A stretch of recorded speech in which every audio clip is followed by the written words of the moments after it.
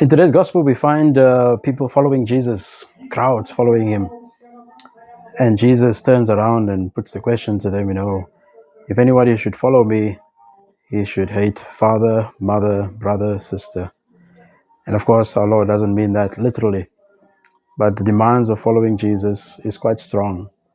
And I sometimes wonder to myself, the big crowds, some of them probably were following Jesus because, it's a miracle worker, provides bread, fish. There's a guy who turns water into wine. Who wouldn't follow him? And perhaps some of them had that different motive for following him. But I think Jesus was also putting that question to them. What can you offer? What do you give? What do you want to get out of this in following me? And I think that's the question for all of us. That demands that the Lord is making on us to follow him. Do I cling to possessions? Do I cling to earthly things, to material things? Or do I give? Do I give more? Do I give of myself to others instead of just receiving things? And in today also we have the wonderful moment where Pope Leo XIV canonized two young saints, two great examples for us.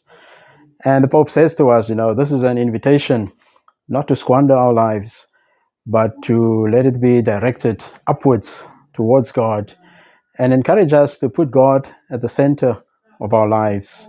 And it is the witness of these two youngsters, Carlo Acutis, 15 years old, Giorgio Frassati, 24 years old, who gave witness in how to follow Christ more closely in serving our neighbor.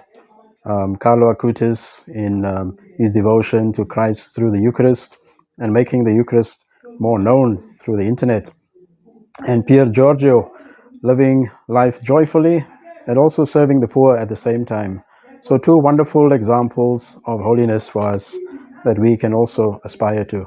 That holiness is not just for the holy ones, for those we think, the priests, brothers and sisters, but it's for everybody. And this is what they're putting out there for us. So let us follow Christ, not just as followers, but following him closely in how we relate and serve our neighbor. May you have a wonderful Sunday.